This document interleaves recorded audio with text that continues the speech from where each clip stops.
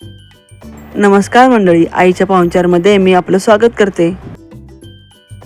Friends, आज आपण नारळी पौर्णिमेनिमित्त गुळ खोबऱ्याच्या सारणाची खमंग खुसखुशीत अशी पोळी कशी करायची ते पाहणार आहोत. यासाठी 2 वाटी कणिक आणि अर्धी वाटी मैदा घालून थोडीशी सैलसर कणिक मळून घ्यायची.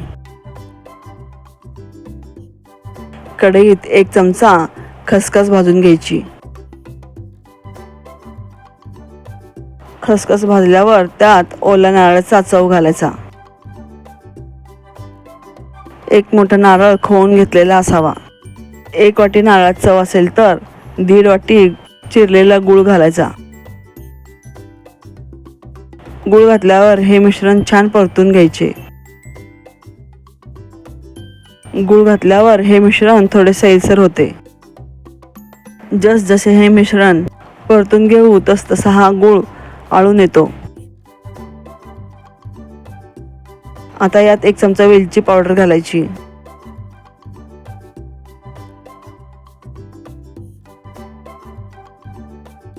एक चमचा साजूक तूप घालायचे. आता हे मिश्रण 2 ते 3 मिनिटं छान परतून घ्यायचे. हे मिश्रण कढईला सोडू लागले की झाले असे समजावे. हे सारण थोडेसे सैलसर असावे, म्हणजे जास्त गोळा होईपर्यंत परतायचे नाही. आता हे सारण थंड करण्यासाठी एका डिशमध्ये काढून घ्यायचे.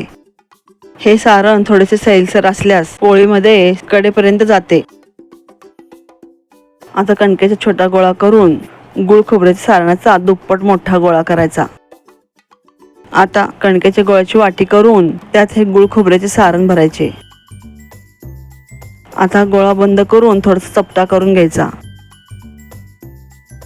पोळपाटावर तांदळाची पिठी घालून हलक्या हाताने ही पोळी लाटून घ्यायची.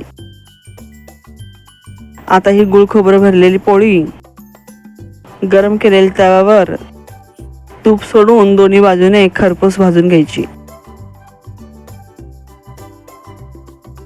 ह्या केलेल्या पोळ्या एका भांड्यात पसरून त्याची वाफ जाऊ द्यायची. असं केल्याने या पोळ्या खुसखुशीत, खुटखुटीत, खमंग लागतात. या पोळ्या 8 दिवस छान टिकतात.